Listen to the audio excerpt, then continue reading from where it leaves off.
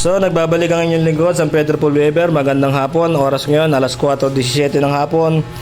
Pecha, September 29, 2025. Meron tayong motor na alam nyo na kung bakit. Yan. So, si Sir ay taga saan po si Sir? Pasig. So, taga Pasig, no? Bakit po napadpad ng San Pedro, Laguna, bossing? Dahil sa nalolobat yung battery. Nalolobat yung battery ni Smash. Bakit nalolobat? Kasi meron ito. Yan. May mini driving light. At saka yung headlight niya ay naka halogen to kanina, sir, di ba? Yung naka-cover. Halogen po, yung stock. O, naka-stock pa. Oh, naka-halogen, naka-stock, tapos binattery drive. Ang galing.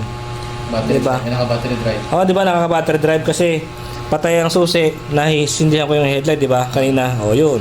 Ang galing. Di ba?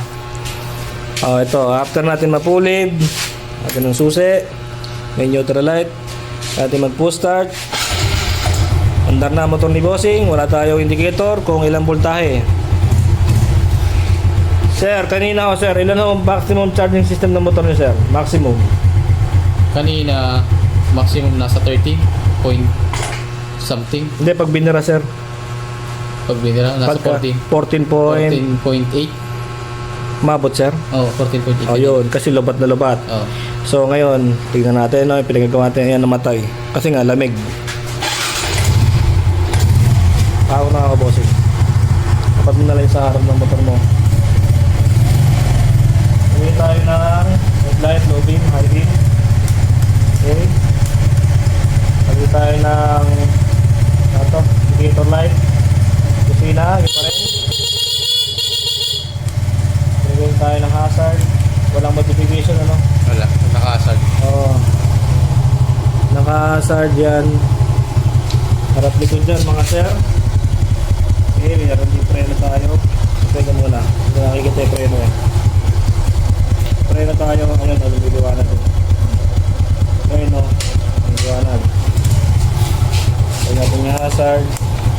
Tapos, meron tayo, meron tayong ngayon. Baka mo ito nga ito, sir. Paliwanag ko lang ang motor ni sir ay bagong pulley, mga sir, ha. At saka isa pa, hindi man ako nag-wiring nung driving light. Yan.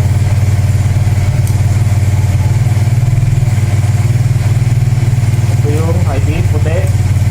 Low beam, dilaw. Kusina, mga sir. High beam. Kusina. Okay. Okay. Medyo nagkakaproblema tayo ng kaunti sa motor ni sir kasi bakit? Pagka nag-hazard, ayan o, Nag-blink. lahat nag-hazard. Kaya mo, sir, kita ba to? Oo. Oo. Yung MGL nag-hazard. Ang tanging hindi nag-hazard ay yung headlight hindi nag-hazard, sir. Ito mo yung headlight, sir.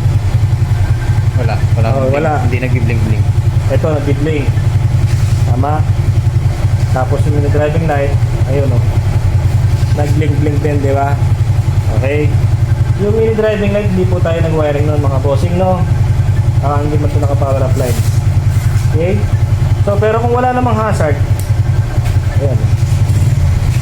Kahit pa paano, wala siyang blink. Tsaka ito, bagong pull ito, mga sir. Ang battery nito, sir, ilang buwan na yung battery nito, sir? Siguro sa estimate ko nung in-overall itong pinalitan nung sa battery kasi to nung nabaha. Pero mga 2 years siguro ganun. Mga 2 years na. Oo. Pero ang battery, iwasan, sir. Tama ba ba? Oo. Oh, magandang klase naman yung battery. Iwasan. So, kailangan din magkarga to. Palitan tayo ng may-ari kung malobad pa. No? Kaya ito.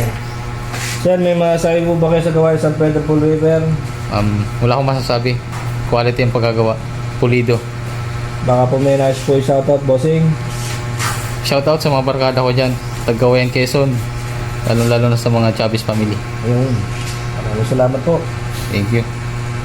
So, ipapalam tayo kay bossing. Tayo ay Brad, kaway ka sa camera, Brad. Ayun. Goods. Papalam tayo.